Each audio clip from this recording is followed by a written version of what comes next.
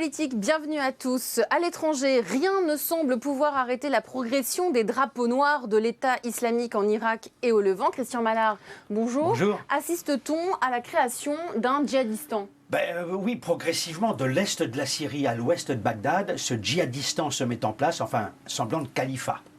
Avec nous cette semaine, Anita Hausser, bonjour. Bonjour. Vous êtes éditorialiste. En France, Nicolas Sarkozy envoyait tranquillement des petites cartes postales, mais là, il va peut-être falloir qu'il écourte ses vacances et qu'il rentre précipitamment. Les choses s'accélèrent à l'UMP. Elles s'accélèrent sans s'accélérer. Je dirais qu'aujourd'hui, la question qui se pose, c'est l'UMP va-t-elle survivre à la crise provoquée par l'affaire Big Malion, qui est une affaire tentaculaire, et d'autre part, Nicolas Sarkozy va-t-il revenir en politique ? Je ne crois pas qu'il va écourter ses vacances, mais il va peut-être quand même revenir. On va voir ça tout de suite avec vous dans quelques instants. Tout est politique. Nicolas Sarkozy est dans les starting blocks, malgré lui. Il y a un duel Alain Juppé-Nicolas Sarkozy qui est en train de s'engager et de se cristalliser. Alain Juppé qui dit qu'il pourrait être candidat à la présidence de l'UMP. Et cette petite phrase qui peut paraître anecdotique où Alain Juppé, 69 ans, dit « Il vaut mieux un sexagénaire en forme qu'un quinquagénaire amorti ». Il dit ça car Nicolas Sarkozy l'a souvent attaqué sur son âge. Et de manière moins anecdotique, cette mise en garde d'Alain Juppé sur l'état de l'UMP. On l'écoute. Non, c'est pas gagné. L'UMP est en danger, bien entendu, en danger financier, en danger aussi politique. Et l'accumulation des scandales crée au milieu de nos militants et de sympathisants un climat tout à fait délétère. Donc il faut absolument que nous réussissions ce que nous avons engagé, c'est-à-dire ce congrès du mois de novembre. Alain Juppé qui était donc sur BFM TV. Anita, l'effondrement de la maison UMP fait sortir du bois un petit peu tout le monde. Oui, mais enfin, il y a beaucoup de gens qui étaient déjà sortis. Il y a François Fillon qui est candidat à la primaire présidentielle pour 2017 depuis quelques mois maintenant, même depuis plus d'un an. Xavier Bertrand de même. Monsieur le maire aussi. Bruno Le Maire, non, il est candidat à la présidence de l'UMP. Enfin, il n'a pas une arrière-pensée non plus, non je pense qu'il attend de voir. Il faut passer par la case UMP avant de penser à la case primaire. Si UMP existe toujours. Voilà, c'est toute la question. Je dirais, est-ce qu'aujourd'hui, l'UMP est en danger de mort ? Alors, tout le monde vous dit que oui. Mais même Nicolas Sarkozy le dit. Nicolas Sarkozy, récemment, il a donc donné une interview au Figaro Magazine où il ne parle que de parti, il ne parle pas encore d'idées. Tout est focalisé sur le parti en ce moment. Tout est focalisé sur le parti parce que cette affaire Big Malion a fait éclater les sensibilités du parti. Il faut dire qu'on assiste quand même à un feuilleton assez hallucinant. Alors, je ne suis pas spécialiste en délinquance financière, mais je dois dire que ce qu'on voit arriver tous les jours via Mediapart, Le Canard enchaîné et autres, ça nous fait sortir les yeux des trous. Ça n'existe pas à gauche, ça ? Écoutez, la gauche a déjà donné. Et quand il y a eu l'affaire, ce qu'on a appelé l'affaire Urba, c'est-à-dire les fausses factures du Parti socialiste, c'était de l'artisanat par rapport aux millions qui évaporaient de l'UMP. Par Big Malion. Mais vous, Anita, attendez, je voudrais juste vous reprendre sur une chose. Quand vous dites la guerre Juppé-Sarkozy, je dirais que pour le moment, c'est un peu une guerre larvée entre Alain Juppé et François Fillon, puisque François Fillon est déclaré. Alain Juppé est en train de se déclarer. Ça reste très feutré pour l'instant. Absolument. Ils ne peuvent pas s'écharper avant le fameux congrès. Vous parliez tout à l'heure de congrès qui aura lieu l'automne prochain. Elisabeth parlait tout à l'heure de sexagénaire, de quinquagénaire. Juppé aura 72 ans en 2017. Mais il est en pleine forme. Sarkozy, 63 ans. C'est ça l'avenir de la France ? Il n'y a rien de plus jeune dans les cadres de l'UMP ? Il y a plus jeune dans les cadres de l'UMP. La question est de savoir si les cadres vont arriver à se hisser. C'est tout le pari d'un Xavier Bertrand qui n'a pas 50 ans. Et on ne sait pas.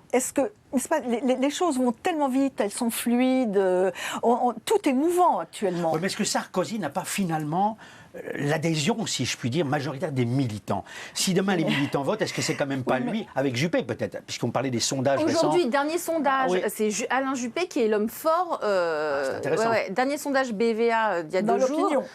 Des sympathisants de droite et de l'opinion. Alors moi, j'aimerais bien savoir ce que sont les sympathisants de droite. Ça, c'est toujours une notion assez floue que les instituts de sondage ont du mal à définir. La question est de savoir si Nicolas Sarkozy va reprendre ou veut reprendre l'UMP.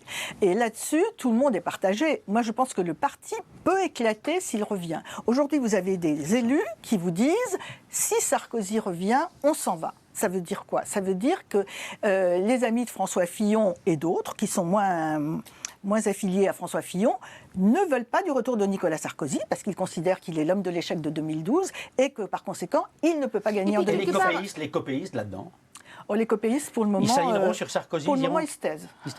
Et vous, Nita, qui avez écrit plusieurs livres sur Nicolas Sarkozy, y a-t-il un sarko-désir en France aujourd'hui? Difficile à dire, mais vous l'avez vu récemment. Oui, vous l'avez vu récemment. La question. Nicolas Sarkozy se croit et se sent indispensable, ce qui n'est pas tout à fait pareil. Mais c'est vrai qu'il a un véritable charisme, que les sympathisants, les militants UMP, eux, sont partagés aujourd'hui, puisqu'il y a plusieurs leaders qui sont en train de se monter. Vous l'avez vu récemment. Comment vous l'avez trouvé? Vous le connaissez depuis longtemps? Il joue l'homme au-dessus de la mêlée. Il ne semble pas atteint par les affaires, parce qu'il est quand même concerné par ses comptes de campagne, puisque une partie des millions évaporés de l'UMP, la fausse facturation de Big Malion, a été apparemment destinée à financer les surcoûts de sa campagne. Il peut être rattrapé par cela? Mais il peut être rattrapé par cela, évidemment. Je veux dire, aujourd'hui, on ne sait pas où sont ces millions, on ne sait pas s'il était au courant, puisque la plotte va continuer de se diviser. Jusqu'à présent, lorsqu'il a attaqué, il n'est jamais coupable, jusqu'à présent. Il n'a jamais été coupable. D'abord, il était protégé par son immunité présidentielle. L'affaire dans laquelle il a été inquiété, à tort d'ailleurs, puisque ça s'est soldé par un non-lieu, c'était l'affaire Bettencourt. Et puis toute l'opinion connaît aussi l'affaire Clearstream aussi. C'est parti. Et à chaque fois, il a été... Oui, Clearstream, c'est Dominique de Villepin qui est allé au tribunal. Et c'est Nicolas Sarkozy qui l'attaquait. Alors, la question a été réglée par le non-lieu de Dominique de Villepin. Oui, mais à chaque fois qu'il a été mêlé, ce que je veux dire, dans des affaires, il est revenu en pleine forme. Il ne lui est rien arrivé. Oui, Big Malion, le gros problème. Tout est politique. Tout de suite, on part en Irak.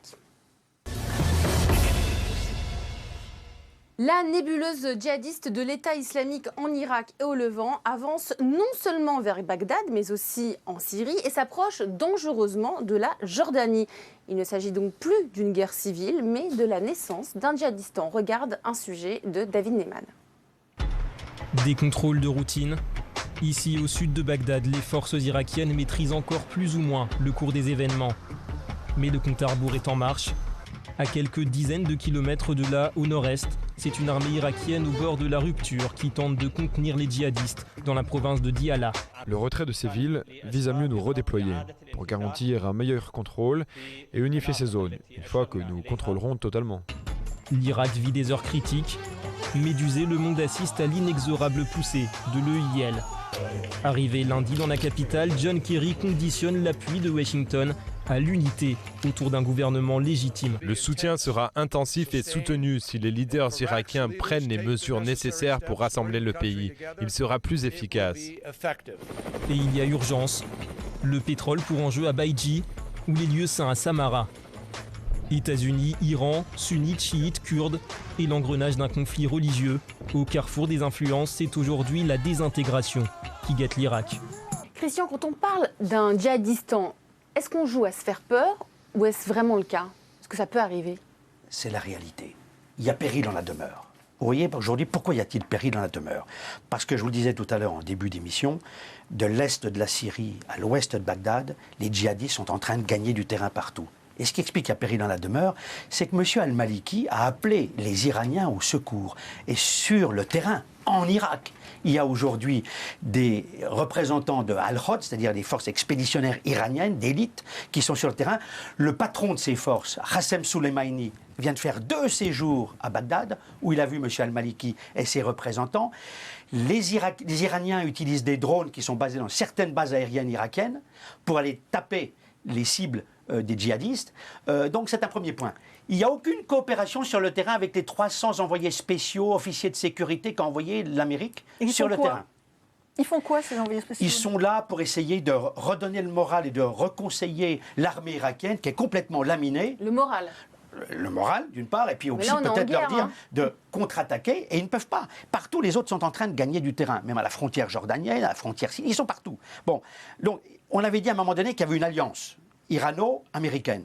Les deux sont sur le terrain, mais ils ne communiquent pas. Ils ne se parlent pas. Ils ne se parlent Pourquoi pas. Ben parce que les Américains disent à M. al-Maliki, le Premier ministre irakien, qui est chiite, et qui était pro-iranien, qui est un agent de l'Iran, comme je l'ai dit maintes fois, ils lui disent, aujourd'hui, la solution, elle est politique. C'est-à-dire qu'il faut que vous arriviez à former un gouvernement d'union nationale dans lequel il y aura un équilibre entre les chiites, les sunnites et les kurdes. Vous qui pensez sont que c'est au nord. possible? Non, parce que M. Maliki ne veut pas, parce que les Iraniens derrière veulent mettre la main sur l'Irak. Vous savez, ce qui est en train de se passer, M. Maliki fait les mêmes erreurs que celles que faisait Saddam Hussein dans son temps. Saddam Hussein privilégiait la minorité sunnite contre la majorité chiite. Et aujourd'hui, vous avez al-Maliki qui privilégie sa majorité chiite contre la minorité sunnite. Anita? Donc, Oui, Christian, moi je voulais vous demander, tous ces djihadistes, ils sont unis? ils commencent à l'être. Et qu'est-ce qui les fédère? La guerre sainte uniquement? Oui, la guerre sainte, ils veulent instaurer un califat sur le modèle du 7e siècle. Un État Tout ce qu'il y a de pire qu'on peut on imaginer. est religieux, on est dans la religion un pure, État là. religieux outrancier. On n'est pas face à la création d'un État qu'on estime illégitime. Mais là, on parle d'un c'est État religieux. le retour à un Moyen-Âge religieux les plus horribles. Je veux dire, et c'est un vrai danger pour la région. Les Syriens, même l'armée syrienne est intervenue, l'aviation syrienne est même intervenue à l'intérieur pour aller au secours de l'armée irakienne. J'ai le sentiment que si les djihadistes continuent à gagner du terrain, ça va s'embraser dans toute la région. Alors justement, vous parlez de la région. On voit là qu'il s'approche dangereusement un petit peu de la Jordanie. Comment Israël regarde ça? Alors, les Israéliens aujourd'hui, et je comprends personnellement en tant qu'observateur la position de M. Netanyahou. M. Netanyahou est en train de se dire, aujourd'hui, quel est mon allié dans le pays arabe, dans les mondes arabes? Il a l'Arabie Saoudite, mais qui soutient les djihadistes sunnites. Les Saoudiens ont toujours été derrière ce type de mouvement. Et en même temps, ils sont contre l'Iran, contre le nucléaire. Et ça fait partie de l'alliance qui existe, la collusion, disons, entre Israël et l'Arabie Saoudite. Mais dans le même temps, je le vois bien à travers les déclarations des uns des autres, M. Netanyahou perd confiance en Barack Obama. Il pense aujourd'hui qu'il n'est plus crédible, et qu'il ne peut plus lui faire confiance, qu'il y avait cette amitié, cette alliance sacrée entre Israël et les États-Unis. Et je crois que Benjamin Netanyahou est très inquiet de voir que l'Amérique n'interviendra pas. Barack Obama l'a dit, elle est dans une position de retrait permanent. Et donc aujourd'hui, Israël est un peu livré à elle-même. Et à un moment donné, je ne sais pas ce que fera Benjamin Netanyahou s'il voit que la situation s'enlise et devient plus qu'explosive. Tout est politique, on passe tout de suite aux images de la semaine. Anita, votre image de la semaine, votre choix, c'est le mariage d'Alstom avec l'américain General Electric, qui a été donc choisi, meilleur partenaire que l'allemand Siemens. On voit là sur les images le PDG d'Alstom, Patrick Cron, avec le PDG de General Electric, Jeffrey Immelt. Anita, pourquoi est-ce que c'est votre image ? Parce que cette affaire est un peu caractéristique de la politique française. C'est-à-dire que il y avait la solution de rachat ou d'alliance Alstom-General Electric. On a vu Arnaud Montebourg entraîner François Hollande, Manuel Valls dans un grand, je ne dirais pas gesticulation, mais dans de grandes manœuvres pour tenter de trouver une solution européenne. C'est un vrai interventionnisme de l'État, là. Un véritable interventionnisme en voulant faire entrer Siemens, qui ne voulait pas, dans le jeu de cette alliance. Et finalement, le bon sens a repris le dessus, c'est que le mariage Alstom-General Electric se fait avec, c'est plus qu'une nuance, l'entrée de l'État dans le capital d'Alstom. Alors, entrée, pour le moment, c'est une entrée un peu virtuelle, puisque Bouygues n'a pas encore finalisé sa vente. Et là, alors, on arrive aussi à un jeu de domino, puisque dans l'affaire, il y a la question du passage en clair de la chaîne LCI, qui est une manière pour l'État de peser sur Bouygues. Enfin, sur la prochaine présidentielle, disons-le.